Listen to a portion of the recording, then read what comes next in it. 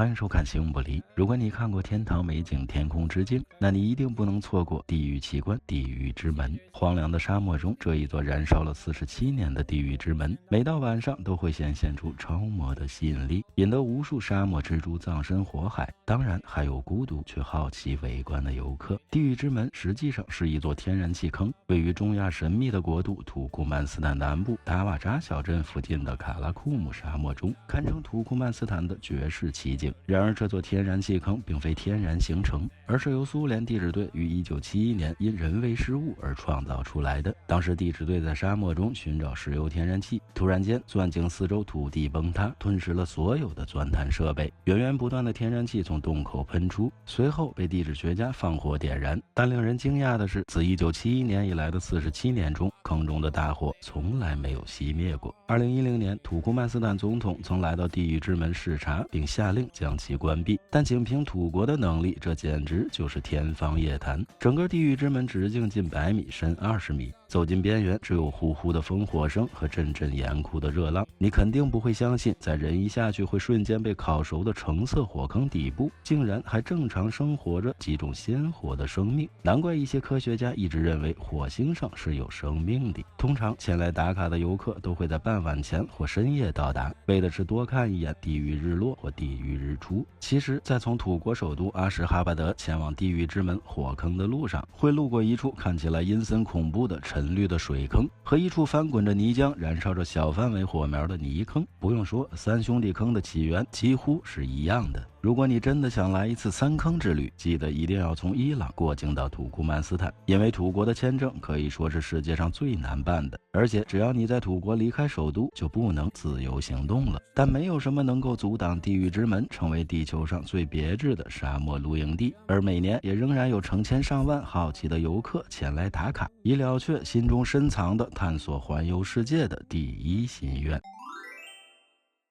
我们常说岁月是把杀猪刀，50年的时间可以使一个人变得更成熟，但同样也可以使一座城市彻底荒芜。比如这座50年前曾拥有10几万渔民的繁华愉悦城市，如今却变成了仅有几千人的半荒凉鬼城。曾经的渔港也彻底消失，变成了沙漠中的船舶公墓。这座著名的船舶公墓可以说是人类历史上最严重的人为生态灾难的见证，也可以说是一处世界上最悲凉的旅游景点。船舶公墓位于乌兹别克斯坦境内卡拉卡尔帕克斯坦共和国的北部穆伊纳克小城的边缘，目前只有小城的标志才能看出这里曾以渔业而闻名。穆伊纳克是前苏联时期咸海岸边最繁荣的2座渔港之一，咸海捕鱼业是穆伊纳克渔民们赖以生存的唯一行业。城里还有一座颇具规模的鱼罐头工厂，但如今穆伊纳克却变成了离海边150多公里的沙漠鬼城，而鱼罐头厂也早已人去楼空。咸海曾经是世界上第4大盐湖，从北部的哈萨克斯坦一直延伸到南部的乌兹别克斯坦，湖水由希尔河和阿姆河源源不断的注入。但从20世纪60年代开始，苏联统治者为了大力发展棉花种植，将河水完全用于棉花灌溉，只用了50年的时间，曾经雄伟的咸海已萎缩到原来的10%。一开始渔民们还天真的以为湖水会恢复，但种植棉花的经济利益在乌兹别克斯坦政府看来甚至比环境保护更为重要。近年来已有近10万失望的穆伊纳克渔民离家出走，对于他们来说，如果不离开，不但没有适合的工作，甚至生命安全也在遭受着前所未有的威胁。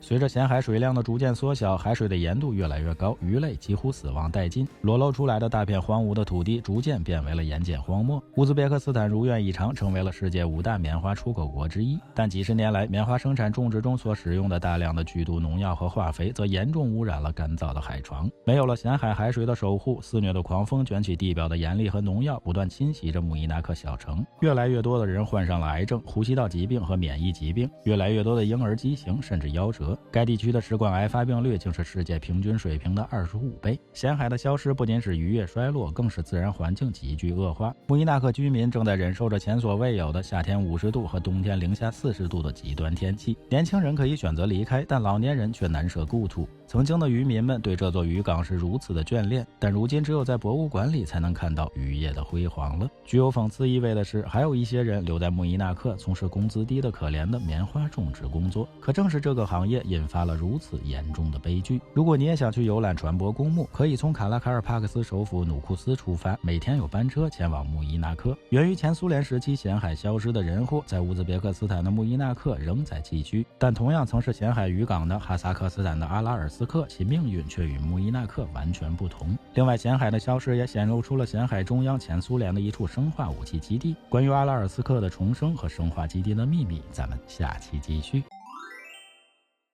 上一期咱们聊了荒漠中的船舶公墓，其实在前海岸边曾经有2座著名的渔港城市，除了上期的穆伊纳克，另一座就是正在重生的哈萨克斯坦的阿拉尔斯克。阿拉尔斯克的故事始于1905年塔什干奥伦堡铁路的修建。1921年是阿拉尔斯克最精彩的时刻，渔民们对列宁的呼吁做出了英勇的回应，一列列满载肥硕大鱼的火车开向北方，以供给俄国饥寒交迫的民众，从而创造了苏联。但几十年后，苏联却给阿拉尔斯克善良的渔民们带来了巨大的灾难。从1960年开始，千百年来流入咸海的阿姆河和希尔河的河水被大规模的截流，用于快速发展棉花种植行业。仅希尔河上就建立了30个水坝，用于浇灌棉花。当时棉花出口在苏联是重中之重，他们将棉花视为白色黄金，而对咸海的灾难却视而不见。现在的阿拉尔斯克到处都是低矮的单层住宅，中央码头生锈的起重机是其最具代表性的地标，同时也是咸海灾难最引人注目的历史证据。祖孙3代面对同一座港口，年轻人也只有通过咸海渔业博物馆才能感受到往日渔业的辉煌。老人们每天游泳的地方，时隔几十年，00后们看到照片才知道，原来这里曾是大海的边缘。渔业的消失使渔民们第一次尝到了买鱼的滋味，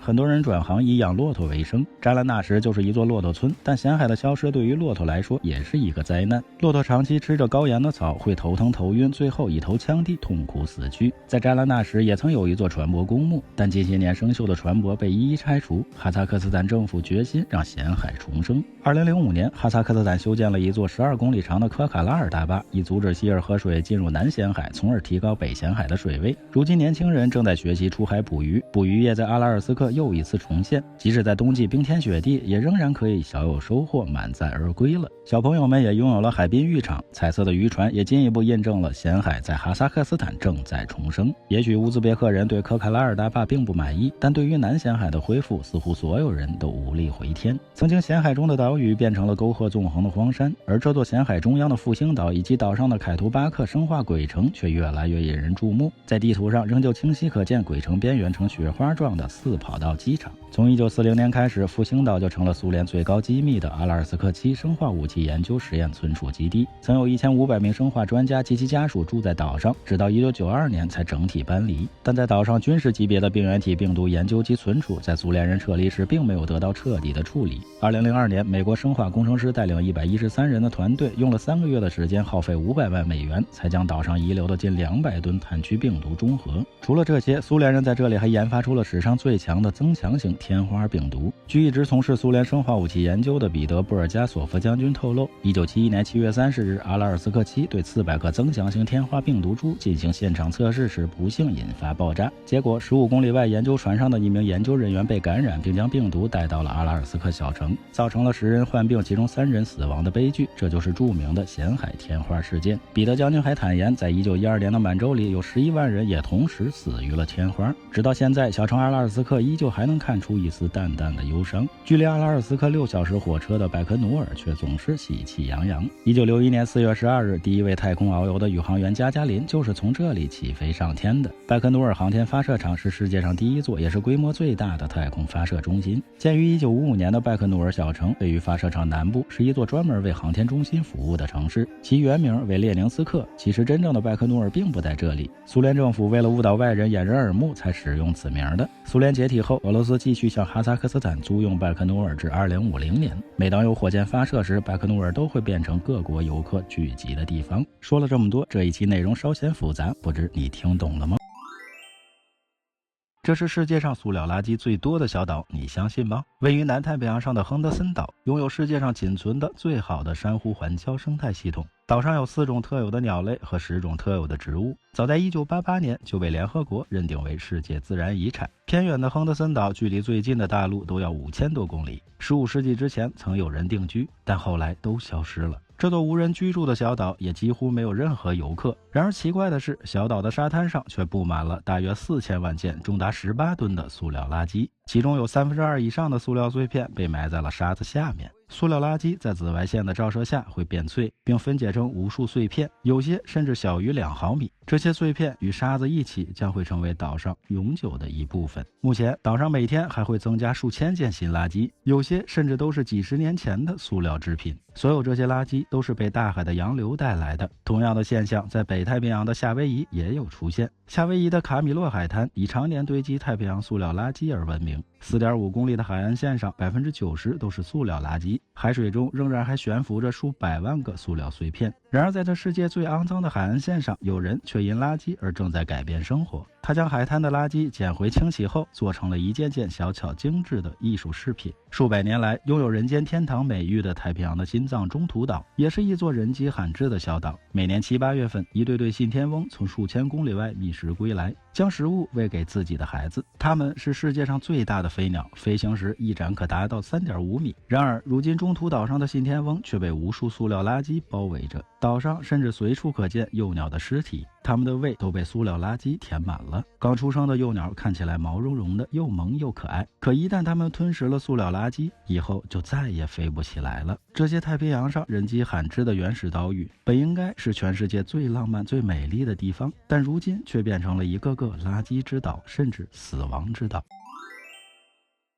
之前咱们聊过加拿大努纳武特地区的因纽特人从格陵兰岛脱离的冰山取冰融化，得到世界上最纯净的水。相比之下，拥有亚洲水塔之称的喜马拉雅山的冰川水却越来越不纯净了。近年来，随着商业登山活动的高速发展，每年有数万名游客可以花费几十万人民币去攀登珠穆朗玛峰。与此同时，他们也留下了几十万吨的垃圾和排泄物，而且至今仍有200多具尸体点缀在珠峰周围。因此，珠穆朗玛峰也被称为世界上最高的露天坟场，而珠峰南北坡的各个登山营地也变成了世界上海拔最高的垃圾场。为什么那些登山者不随手把垃圾带下山呢？其实，从珠峰上能把自己带下来就已经非常不容易了。在高寒严重缺氧的环境里，多负重1斤都可能更快地耗尽生命里最后一丝力气。尤其在海拔8000米之上的死亡地带，随处丢弃的空氧气瓶甚至可以堆成山。很多人支付了高昂的登山费用，心中唯有一念，那就是成功登顶。但他们所面临的却是与自己生命的对赌，与珠穆朗玛山神的博弈。低温缺氧会导致血盲、失明、失声、手脚麻木、不听使唤、失去知觉。而体力不支和瞬息万变的天气会使人更容易跌落悬崖或冰缝。极度疲惫的情况下，甚至休息一会儿或者睡一觉，都很可能将身体永远留在原地。即使下撤成功，因严重冻伤而截肢的人也大有人在。要知道，很多人都是成功登顶后，在下撤途中将自己的生命弄丢了。相对于登顶珠峰所制造的垃圾数量，在珠峰大本营周围更是多之又多。国内的珠峰大本营海拔5200米，与珠峰的直线距离19公里，是游客们拍摄珠峰或者感受喜马拉雅最亲近的地方。但由于日益严重的垃圾污染，如今的珠峰大本营不得不对普通游客无限期关闭。今后如果想去看珠峰，就只能停留在距大本营2公里外的绒布寺了。曾经的珠峰大本营每年要接待10万游客，这里不允许有永久性建筑，所以只有汽车和帐篷旅馆。一般来说，有游客到达的地方必然会有垃圾留下。在珠峰大本营仅人类排泄物每年就有10几吨，你敢用这里的冰块融化烧水喝吗？这些帐篷旅馆仅在每年5月到10月的营业期就可以轻轻松松收入几十万，因为游客是一茬接一茬，不过垃圾也是一片接着一片。不光是国内，在尼泊尔珠峰南坡的大本营也同样面临着巨大的垃圾污染问题。在国内，攀登珠峰的商业登山公司只有1个，但在尼泊尔却有几十个，所以在珠峰南坡的垃圾海拔分布更高，甚至在大本营附近就散落着很多登山者凌乱的肢体碎片。不管是垃圾还是尸体，对喜马拉雅水源的污染那绝对是触目惊心的。这可是10亿人的生命之源，所以对珠峰的垃圾清理势在必行。尽管国内的珠峰大本营已不再对普通游客开放，但作为游客来说，不管去到哪里都应该记住这几句谚语：除了照片什么都不要拿，除了时间什么都不要偷，除了脚印什么都不要留。最后咱们做个小测试，如果给你10万美金去登顶珠峰，你会去吗？那关于登顶珠峰背后不为人知的秘密，咱们下期继续。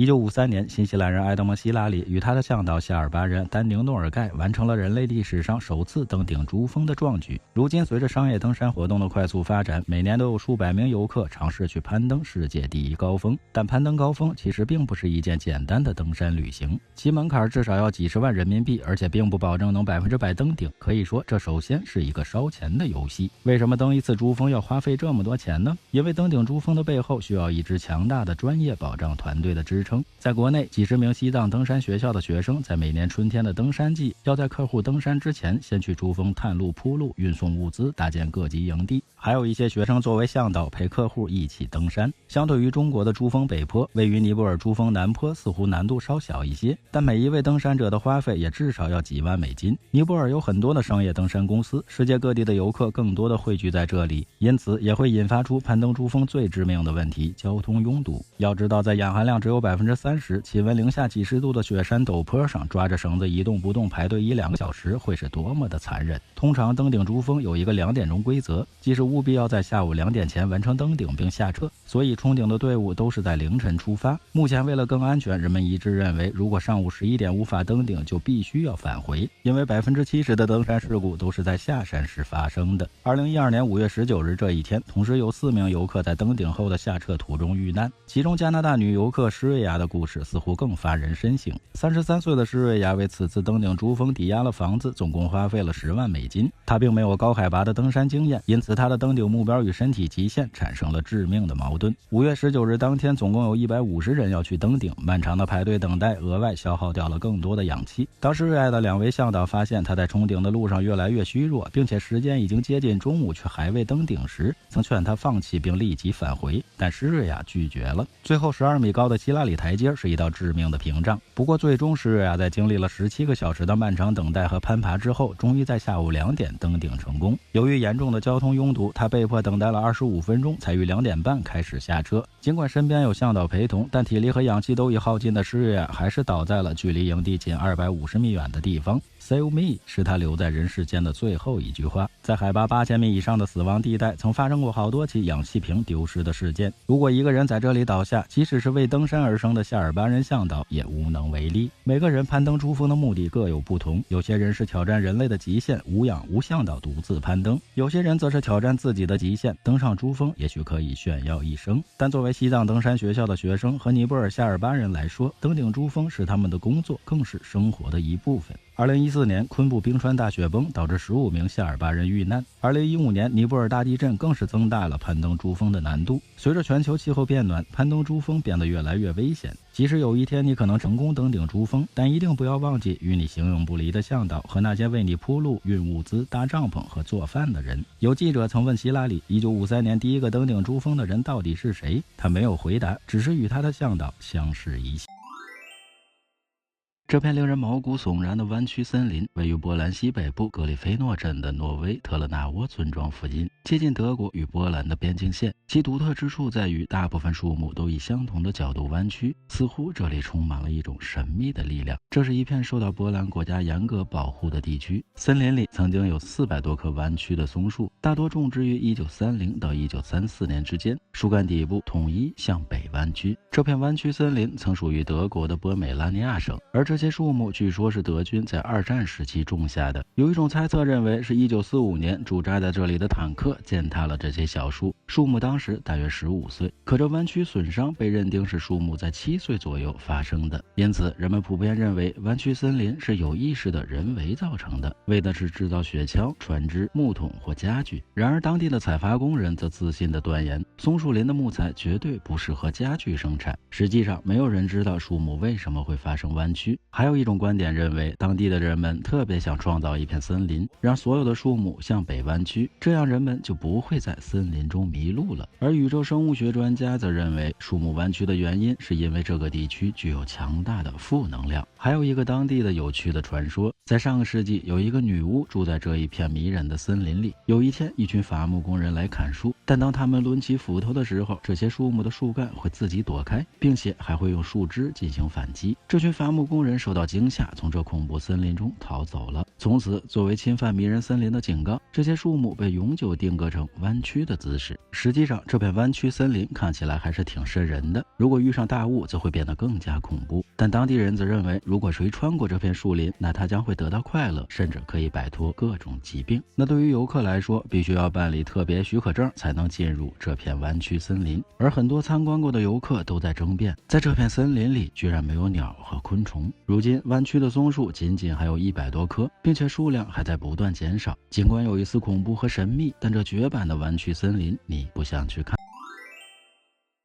汤加的火山爆发给当地人带来了很大的麻烦，但与公元79年毁于维苏威火山大爆发的意大利庞贝古城相比，汤加还算是幸运。不过墨西哥的2个村庄就没那么幸运了。目前2个村庄所在的地方被称为墨西哥的庞贝古城，因为世界上最年轻的火山在喷发形成的过程中彻底将这2个村庄吞没了。目前2个村庄中仅存的建筑就是这座屹立在火山熔岩中的还剩下一半的奇迹之主教堂。奇迹之主教堂的本名为圣胡安帕兰加里库蒂罗教堂，这也是被火山熔岩吞没的其中一个村庄的名字。另一个村庄则与火山同名，均为帕里库廷。当地居民90多岁的弗朗西斯科拉萨罗是火山喷发与形成的见证者。据他介绍，在他18岁的时候，火山所在的位置还是一片平整的玉米地。9年后，在他27岁的时候，那片玉米地变成了现在我们看到的一座高400多米的圆锥形山体。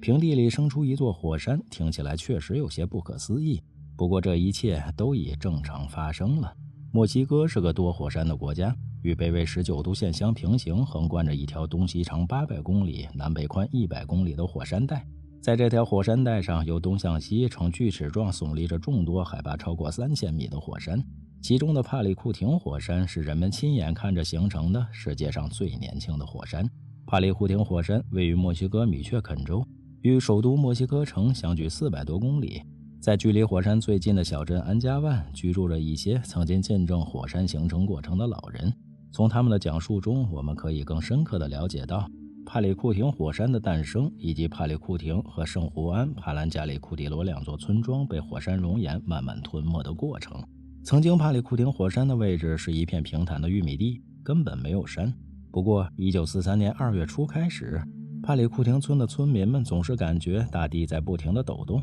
还伴随着隆隆的响声，大家也不知道是怎么回事。一天下午，村民普里多正在村南大约3公里外的一片玉米地里干活，突然觉得大地又抖动起来。忽然他看见旁边的地面上裂开了一道缝，一个劲儿的往外冒烟，热乎乎的，还有一股臭味。普里多不知怎么回事，有点害怕，他赶紧铲土想把裂缝堵上，可这一行为根本就是徒劳。地上的裂缝越来越大，烟也越冒越厉害。他被吓坏了，掉头就往村里跑，向乡亲们报告这可怕的事儿。随后几个胆大的村民骑马相伴来到玉米地里一探虚实，他们发现普里多说的冒烟的裂缝已经变成了一个很大的洞，浓烈的烟伴随着强烈的水汽和沙石一块从洞中冲出来，发出低沉的隆隆声。这一天就是1943年2月20日。到了当天晚上9点，聚在村口的村民们看到白天冒烟的地方迸发出了火光，一闪一闪的，像放烟花一样。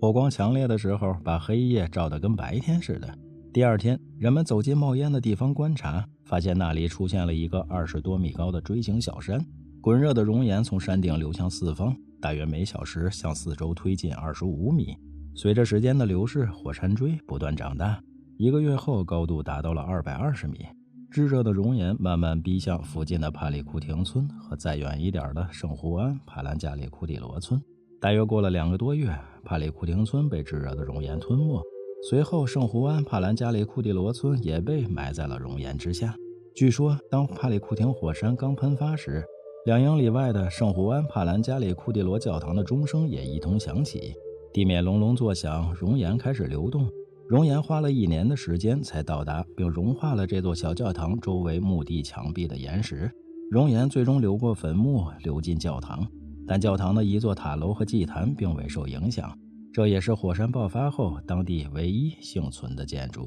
帕里库廷火山从1943年2月20日开始喷发形成，到1952年4月3日结束，进入休眠状态，整整喷发了9年。最终成为了地球上最年轻的火山。喷发过程中共有7个喷发口往外喷发熔岩，有时喷出的烟气高达5000多米。当地村民管那冲天的烟气叫火龙，火山灰甚至飘散到400公里外的首都墨西哥城。在9年的时间里，帕里库廷火山喷出的熔岩估计有10亿吨，吞没了周围25平方公里的土地，完全淹没了帕里库廷村和圣胡安帕兰加里库蒂罗村。幸运的是，在熔岩到达村庄之前很久，村里的居民就撤离了，没有人丧生。但这2个村的村民仍不愿离开这里，他们在今天的帕里库廷火山南山脚下又新建了一个新的家园，取名为新圣胡安帕里加兰库蒂罗村，并且又建了一座新圣胡安帕里加兰库蒂罗教堂。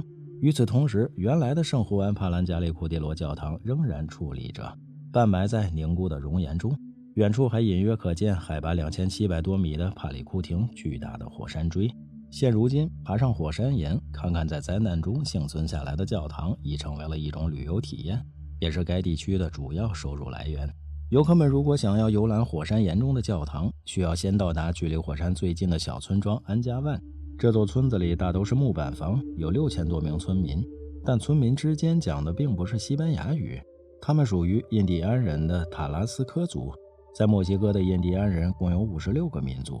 他们讲的是普雷佩查语。墨西哥全国讲这种语言的人大约有20多万，他们也被称为不讲西班牙语的印第安人。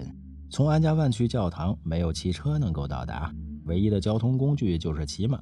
一开始地上还是黄色的沙土，再往后就变成了黑色的火山灰。骑马半个小时，地形变得开阔起来，路边平地上突然出现了一大片高耸的黑色岩石，好像有人特意将这些黑色岩石堆积在这片平地上似的，一大块一大块的黑色岩石犬牙交错。这里就是帕里库廷火山当时喷出的熔岩，冷却之后变成了黑色的硬石头，而这些黑色石头下面就是圣胡安帕兰加里库蒂罗村。在那片火山岩旁边的一块空地上，有几个卖食品的小摊儿，售卖的是现做的黑玉米饼。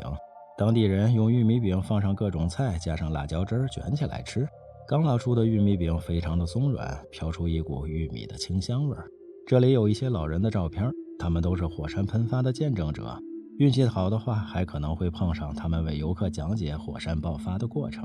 由于火山喷发时熔岩流动并不太快，2个村庄的村民有足够的时间转移到安全的地方，所以没有一个人死亡或失踪。那些老人们为目睹了帕里库廷火山喷发形成的全过程而显得非常的骄傲。现在杂乱无章的黑色的火山岩之间已经被游客们踩出了一条崎岖的小路，顺着小路走下去，能够到达最新的自然奇观——奇迹之主教堂。圣胡安帕兰加里库蒂罗教堂是一个神奇的地方，教堂的塔楼和祭坛幸存下来，可以看到火山岩已经侵蚀到了教堂里面。游客们在这里探险游玩，每一步都表现得小心翼翼。游客们在这里欣赏到的风景似乎来自于另一个世界。从钟楼走向祭坛，别看只有一小段路，但在火山岩上行走也并不容易。祭坛前有壁龛放置着蜡烛，是信徒们用来祈祷的地方。从火山岩走下来，只有狭小的空间可以通过。火山岩有好几米厚，流淌在这里便停下了脚步。如今这座被火山岩淹没的教堂也成为了世界热门的探险胜地。如果想要去攀登帕里库廷火山的话，这座教堂的废墟也是探险路上的必经之地。去爬火山锥建议一早就出发，因为全程都要徒步在火山岩石上，无需特殊装备即可享受环绕火山口边缘并下降到内部的体验。热的硫磺蒸汽仍然通过土壤向外四溢，爬上并走进世界上最年轻的火山口，游览被火山岩吞没的教堂，可以说是一次非常有趣的冒险之旅啊。最后要提示大家的是，不建议自己单独前往，因为有社区检查站，不允许外国人单独上路。可以从安加万或者新圣胡安帕里加兰库蒂罗。另外，冬天来这里会比较冷的。怎么样？这样一座墨西哥庞贝古城，从玉米地里生长出来的世界上最年轻的火山，以及被火山吞没的教堂，你想去转转吗？